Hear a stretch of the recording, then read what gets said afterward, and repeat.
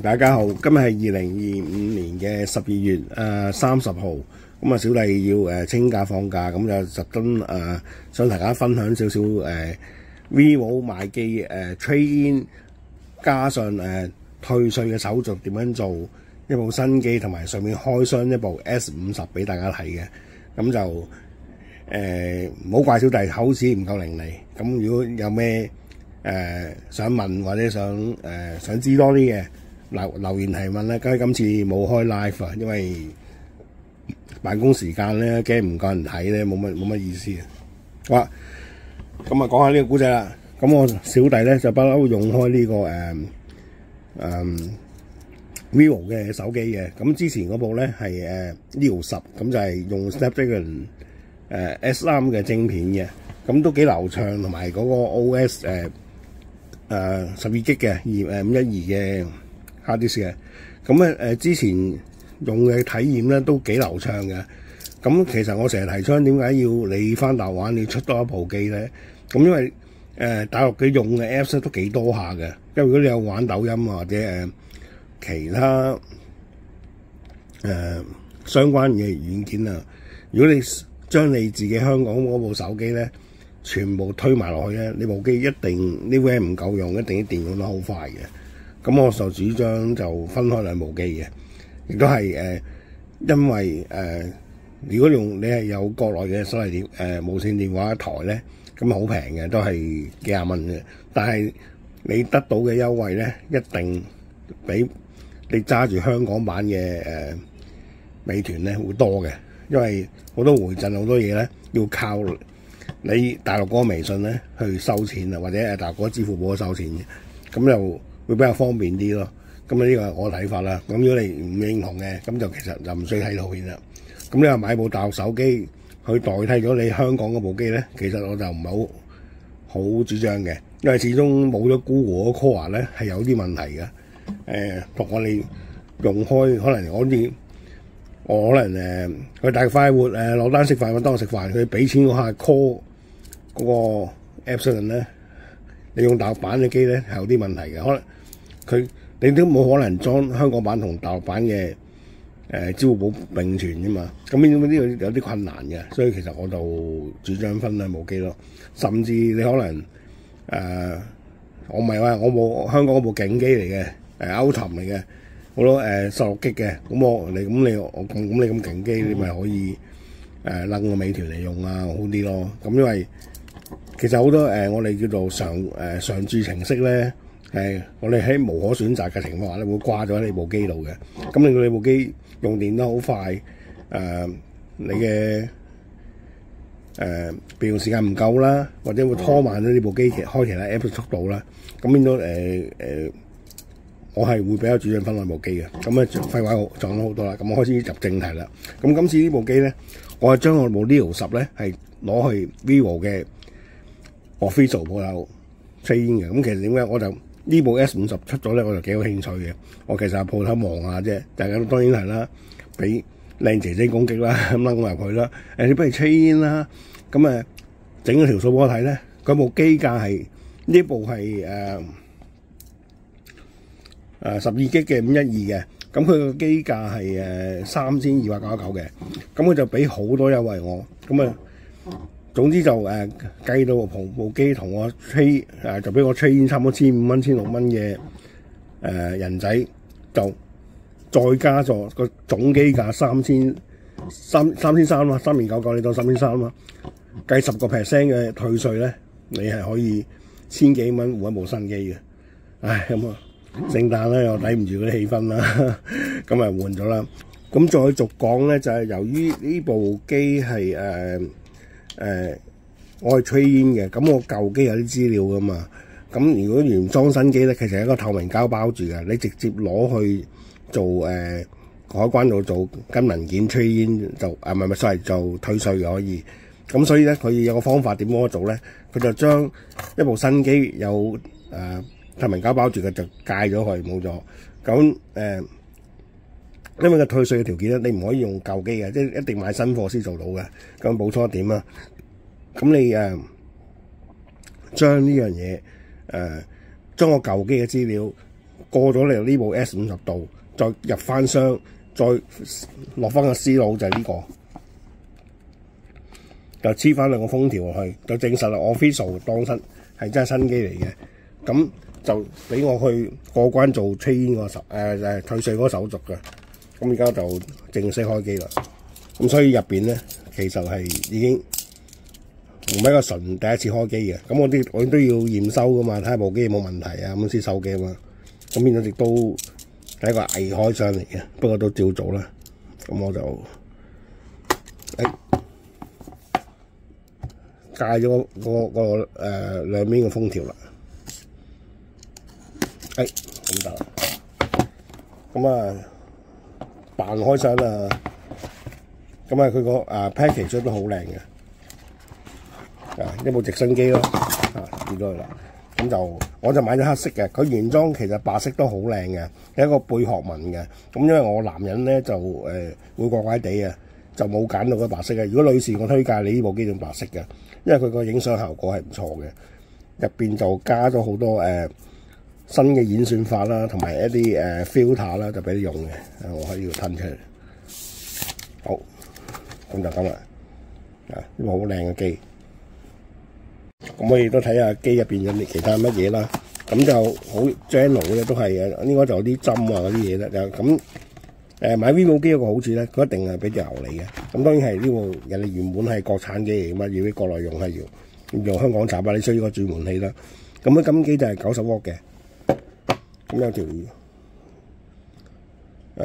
USB 線啦，同埋有個針啦喺度啦。咁比較特別咧，呢隻咧佢今次俾90W呢針咧，俾 USB A 嘅，唔係 C 嘅。咁我之前買呢條10咧，佢都俾C 頭我嘅 C to C 嘅。咁呢隻係 A to C 嘅，咁就唔知個廠係用咩 standard 啦。咁呢一部 vivo X8都我記得都係 C to C 嘅，所以就好飄化。咁呢個套啦，原裝套啦。咁佢個機底咧就有3個鏡頭嘅，有 Y 鏡主力嗰個定焦鏡啦，同埋一個tele 咧長焦鏡啦。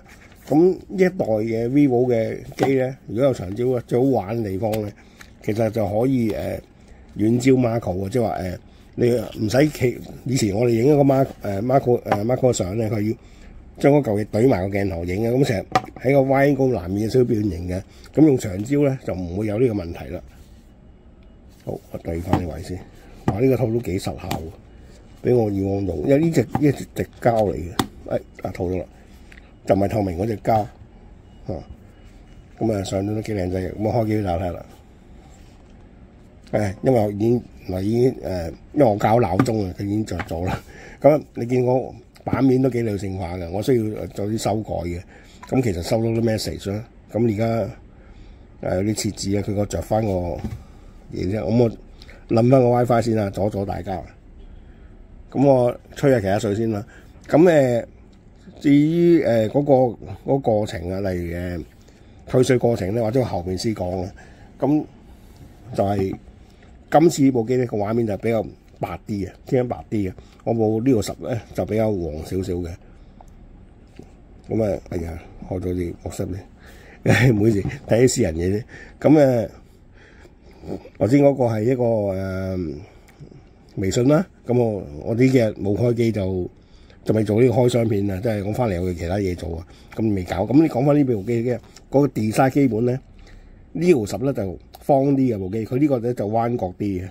咁其實望落一部咧就係差唔多似 iPhone 咁嘅機啦，咁樣啦。而佢新出嗰隻 Mini 10咧，就啲相機咧打橫排咗喺度嘅，但係部機細啲，我就唔係好啱用。我咁大嘅手板男人咧，就要用呢隻機啦。咁就個 spec 咧就係俾大家睇啦。咁因為佢係我將啲舊機嘅過濾嘛，所以應該要用嘅 Apps 我已經裝齊晒啦。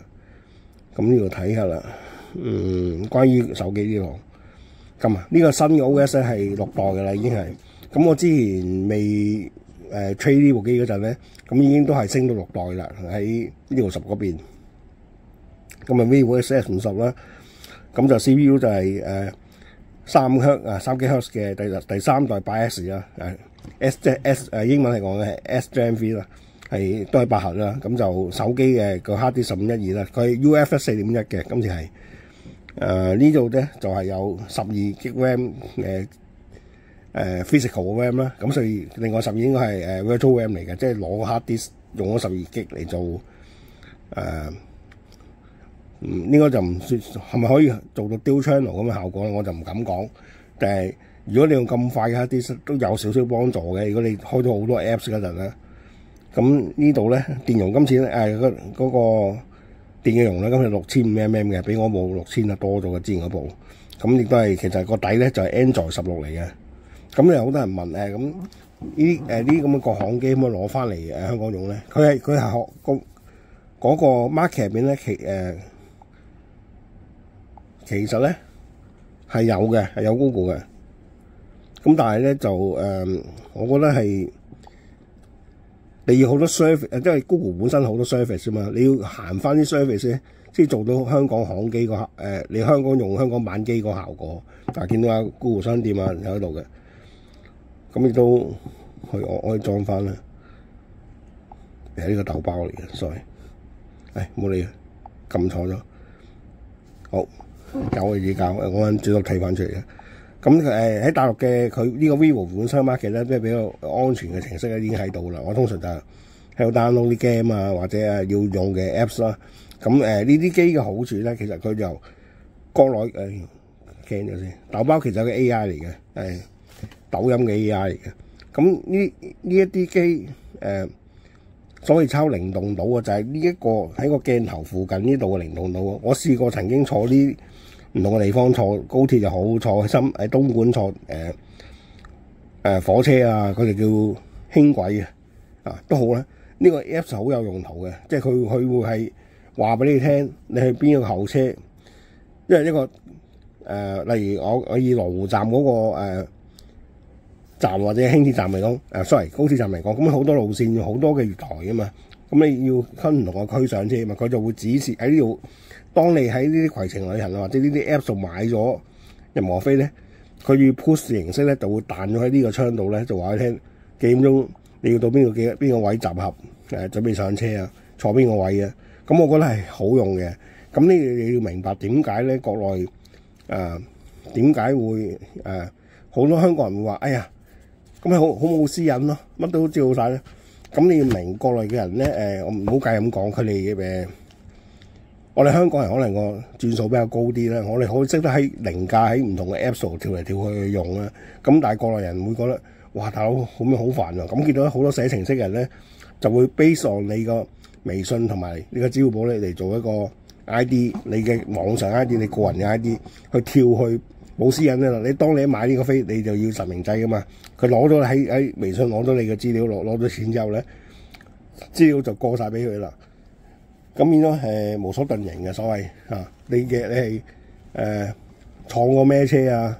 有啲人就好介意嘅。咁但係喺國內嚟講，佢哋唔想咁煩啊嘛，佢就自動幫你用 push 形式推送咗俾你喺個手機入邊，等你好容易去凌駕。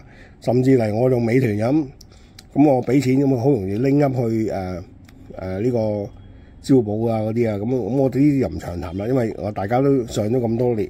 喺度碌咗咁耐啊，就未碌嗰啲唔去就唔去啦。嗰啲想嘗試去嗰啲，經過3年疫情，又咪喺疫情開放之後兩三年啊，大家都會上過嘅。咁喺我其他前面嘅片都長談過，就呢度唔再回帶啦。咁我就攞少少影俾大家睇啦嚇。整第一陣，例如我呢度有隻怪獸咁啦，嗱台面有隻怪獸咁細隻咁啦，咁啊影相啦。咁樣佢而家一開機就主鏡頭嚟噶嘛，咁而家呢啲又已經2倍2倍就其實仲係呢個電子放大嚟嘅，3倍咧就應該就係 optical 嚟噶啦。咁呢個咧你唔使，我以前我咪懟到部機咁近嘅影嘅，咁而家唔使啦。離遠好似嗱，假設呢一隻係一隻小昆蟲或者隻老鼠仔啦，倉鼠啦，冇老鼠啦，倉鼠仔咁我咁樣嚇走佢啊嘛，嚇死佢嘛，有塊嘢咁大塊嘢，或者貓啊狗咁突然間懟埋佢個頭落，佢驚噶嘛。咁而家我就可以離遠咧喺呢度遠遠地咁咧就影到啦。呢就係vivo 機個好處就係叫做遠距離微距嘅，即係等於我哋以前影相咧，我哋叫8微啊。咁一部機一個 body 咁加啲鏡頭咧係8mm嘅，係遠焦嚟嘅，就俾你影呢啲蟲仔啊、花草草啊呢啲咁嘅 function 就做埋落個電話度啦。咁以前就要咁樣懟埋佢嘅，咁而家唔需要啦。咁就相機就越嚟越勁啦。咁呢度咧去到嗱，見到你有其實下邊咧呢度咧。見唔見到啊？有埋個焦距啦，已經係你可以簡單啲諗係幾多倍啦。下邊亦都要講到幾多焦距咧？10mm 已經要話43啦，已經大家睇唔睇到？唔知我 capture 得唔多？咁我就呢一隻係潛望鏡嚟嘅，咁係 OK 夠用嘅。咁就你見啦，呢啲好多 apps 啊，所以其實我點解話要分兩個？因為我自己係其實有啲某啲特殊應用啦。比較麻煩啲，就會用好多 apps 㗎。咁因為用美團啊，可以攞呢啲讚分啊，佢啲個錢幣咧喺國內喺香港就唔得嘅。咁因為防止賄賂條例咧，你唔可以直接俾錢你嘅。喺國內就冇所謂，因為喺國內嚟講咧，呢啲叫太公分豬肉。美團點解呢隻股票係唔升咧？其實佢係不斷咁派福利嘅，佢係將啲錢叫做 turn back 翻俾你嘅。你可能我去食過一間好乾淨嘅鋪頭啊，一個 open kitchen 啊，食嗰個蒸排骨飯啦，20幾蚊嘅就喺大陸啊，最好食嘅喎。咁你又冇同我講佢化學元素咁樣，咁冇證據嘢咧就唔喺度拗嘅啊，自己上去睇咗就亦都係一個數據就最真實嘅，差唔多每個禮拜日幾十萬人上去，幾多人食到肚痛翻落嚟咧？咁嚟到呢 part 就想俾嗰個 processor 嘅即係個Snapdragon 8S3 第三代嘅效能俾大家睇啊。其實喺我之前嘅片啊嗰啲舊幾都有噶啦。如果我估唔到要回到未來翻轉頭啊，咁啊試下抖音啦嚇。嗱，你聽下啲聲都幾好嘅。發現於青島市。我而家肉眼睇個畫面咧就幾清晰嘅，咁而家用緊 WiFi 咧，所以比較快啲。帶上設備，咱們出發咯！好順滑啊！甚至我用試下快速上片啦。不如我陪。咁你見到？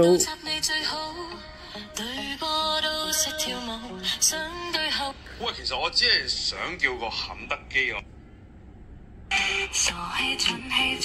我嘅前排你上台北 K 教室，他們我現在在廣東的廣州啊！這位美女能不能叫我？呢個細聲少少啦。哇，謝謝。咁就見到啦，嗰個 WiFi 6嘅效能都好勁啊！插片都冇問題㗎啦。咁就係咁以開嘅 game 試下啦。順帶一提咧，我過機之後咧，我發現幾好喎。唔使要好似香港啲機咁逐個 Apps 去 login 翻，因為佢已經有咗我嘅 setting，認得我係邊個，可以攞翻我之前喺上一部機嘅設定嗰度，咁就都幾好。咁而家就開始食雞啦，大陸版嘅食雞咧，即係和平精英啊，咁咧就撈緊畫面啦，開少少聲先。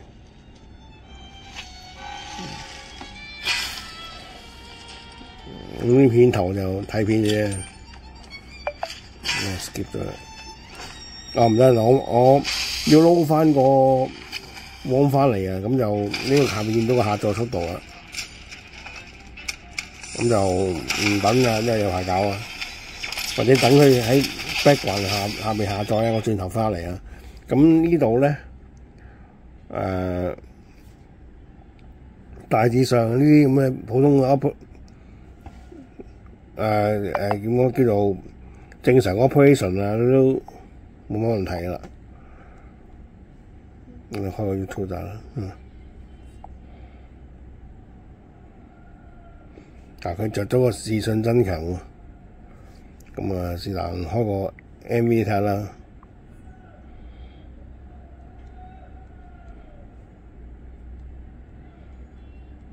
咁我未落煙嘅，但反而你自己 Google 嗰啲嘢就反而真係要落煙翻啦。喺呢部大陸機嘅大陸 Apps 咧，多數就例如我試下開拼多多啊，睇下係咪已經落煙咗啦。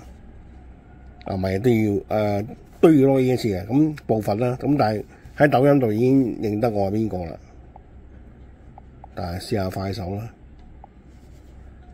出去睇下嗰個點講咧？熟成啊！呢快手好似得喎，你見到係已經令到都唔係啫。咁我就呢啲慢慢搞啦。咁大家見到個影音效果啊，各樣嘢都唔錯啦。同埋嗰個講下個重量啦。咁呢部就比我部上一部呢條溫輕好多啦。咁就電量多咗啦。係圓角啦，圓角好似係咩咧？喺呢啲手見唔見到我右下角部機嘅右下角呢個位啊？咁枕落去咧就會比較舒服啲嘅，冇咁硬嘅，即係好揸啲嘅所謂。特別嗰啲咁嘅死皮佬啦。咁另埋佢閃燈方面咧，呢啲係環形噶啦。咁因為影女仔咧就效果會幾好啦。咁呢個就係潛望鏡啦。咁其他都冇乜數講啦。一般 Android 機大致上嘅 function 咯。咁或者試下嗰個 game 開得未先？咁我要未梳晒，整多2分鐘。咁就要下一次我出街嗰陣好啲天氣去呢排都比較灰沉沉啊。咁好啲天氣就試下部機喺靚陽光下、靚燈光、靚環境下點啦。咁就或者試下呢影相嘅反應啊。我連續咁拍得唔得？得嘅對焦啊，睇下對焦啱唔啱對焦盡嘅，中焦嘅冇問題嘅。呢張唔得，但幾張都得嘅，冇問題嘅。咁見到影相方面呢部機唔使擔心喎。你見到啦，入去咧已經由或者我試下影片啦，由0.6開始咧，應該一路可以算嘅。係錄像sorry。0.6開始，即係由 Y angle 嗰啲 Y 鏡開始一路咁掃嘅。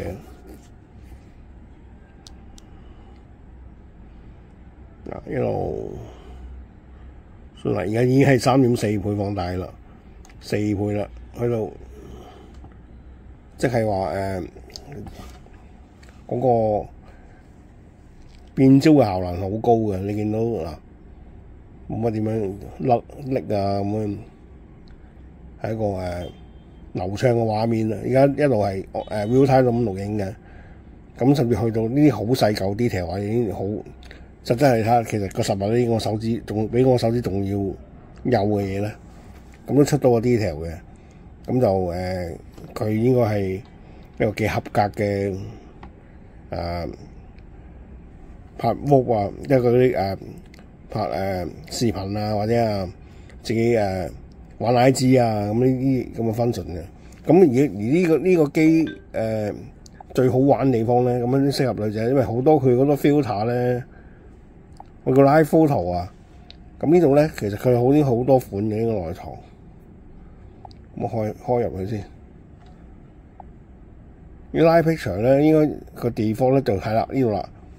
你見你 set 咗好多唔同嘅玩法嘅，咁就你唔需要做咁多後期咧，你自己喺前期就 set 咗咧。嗱，我試下開個試下，所以 live photo 佢有大約幾秒鐘嘅 video 嘅，其實係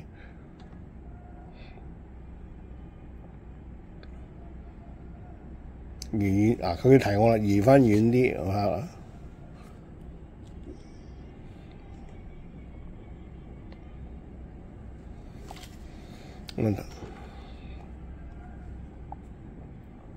呢個就要慢慢玩啦，即係我都啱啱開機咧，未熟，咁啲 filter 點樣用咧，就要慢慢啦。呢個佢會有啲提示咧，就係呢個高光嘅高光慢動作啊，即係嚟做一啲靚女啊嗱。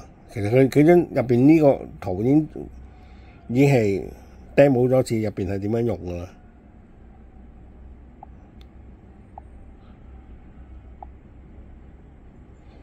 所以就喺玩影相嘅趣味方面咧，呢部機係絕對係合格嘅。咁就而家我諗啊，係聲 download 嘢啊咁成咧，都未至於有發滾情況，微微地暖啦。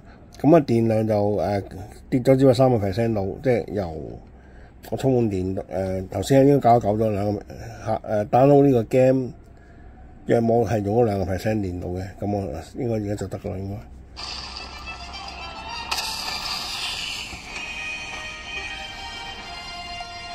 又要爆緊嘅，咁啊唔好意思啦，咁啊喺呢度真係冇辦法慢慢等佢爆開個 file 喎，咁有排搞啊呢個真係。咁啊呢個就一個開箱就講到呢度啦。咁嚟到尾啦，就係我想講下一個退稅嘅部分點做嘅，可能大家都會睇過之前嘅 video 啊，亦都喺呢度分享下啦。呢個唔係講部機㗎啦，咁如果你講悶咧就可以熄機㗎啦，唔使睇條片啦。咁點樣退稅咧？咁其實我就喺呢個叫做華強買機啦，咁坐2號線去到福田口岸。福田口岸咧喺過咗中國嗰關之後，要見到一個X 光機係查你出境嘅。咁再行前少少，再行多1-2分鐘到咧，就會見到一個死角位咧，寫住退稅嘅。咁你入去嘅步驟係點咧？你要先入去攞張籌，咁注意個時間啦。係有時間係唔知太早啊冇太夜，由於晏晝咧應該9點前嘅，你9點前一定要去到，咁就去到現場咧有部機喺度嘅，就攞到第一張籌。佢手寫有分 A、B 嘅 A 籌咧就係第一個department咧就係海關邊啊，海關咧就負責 check 你部機係咪未開過啊，嗰單係咪冇偽造啊？因為始終佢真係政府要俾錢啊嘛，睇咩分啲錢俾你噶嘛，咁你。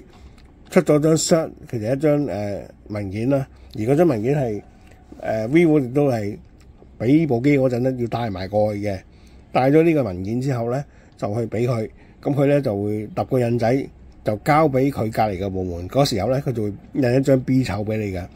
咁即係話咧，雖然個房好細啊，佢亦都會分咗 A、B 兩派嘅，一邊嘅就係海關同埋稅局。咁海關嗰邊咧其實就好快啫，如果你好似我嗰日翻嚟，大約都唔係好多人啦。A 籌咧，即係第一個步驟嗰度咧，大約係搞咗5分鐘到就好快，5至6分鐘到。咁但係 B 籌就耐啲啦，嗰度後面要搞3-4個字啦，因為咧要慢慢佢要有個步驟咧，就係每一個人埋去就去簽名啊，各樣嘢要confirm你嘅身份證啦，攞出你嘅支付寶，咁支付寶你可以係俾大陸或者香港嘅。如果你俾大陸，佢咪俾人仔你咯；你香港嘅支付寶，佢咪俾港幣你咯。咁有一樣比較有趣想分享咧，佢原本咧店員同我講咧係10% 300蚊嘅，但係佢俾張單出嚟咧係300幾蚊喎。咁我奇怪應該多幾廿蚊啦。咁原來咧佢張單咧去到稅局個門咧，稅局會扣翻65蚊嘅手續費嘅。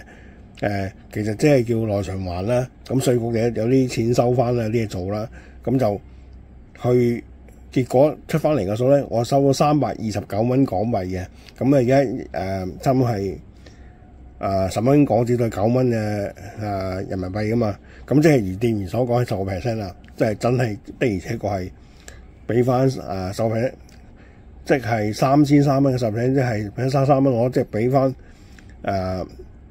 約網係，我記得係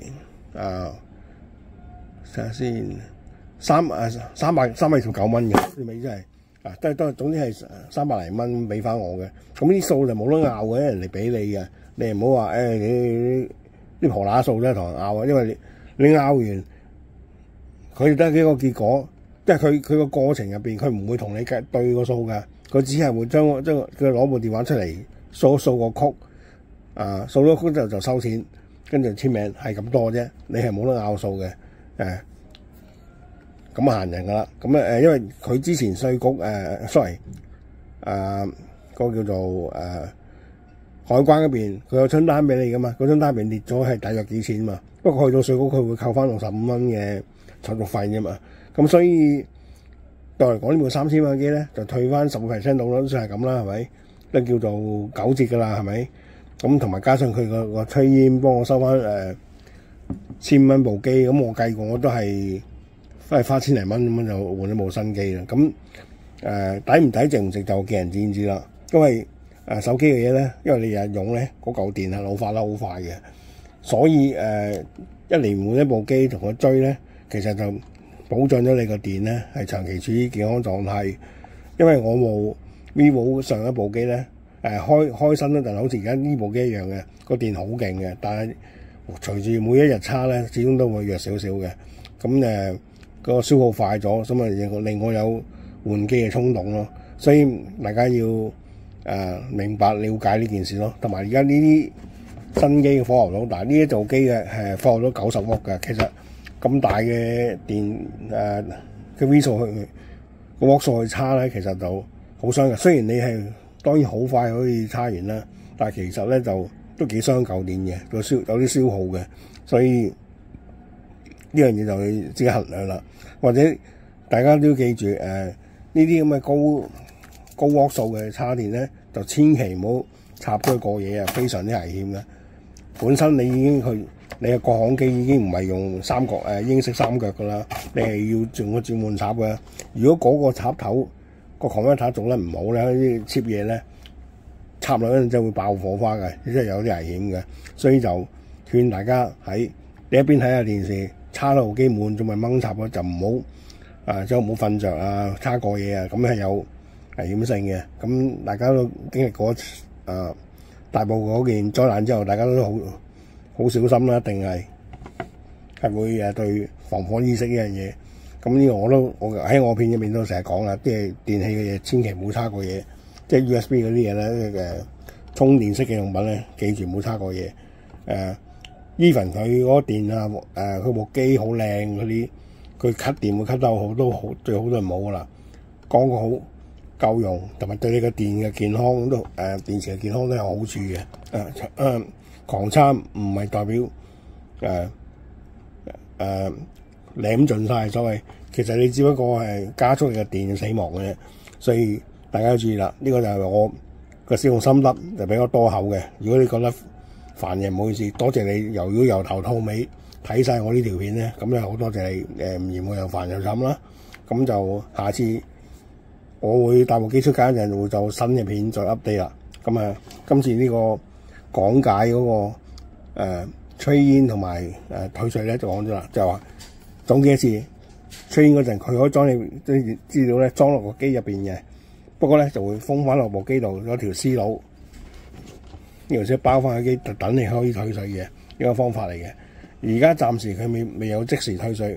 如果我有啲鋪頭咧，有啲公司做咗即時退稅，但係要用個信用卡先做到嘅。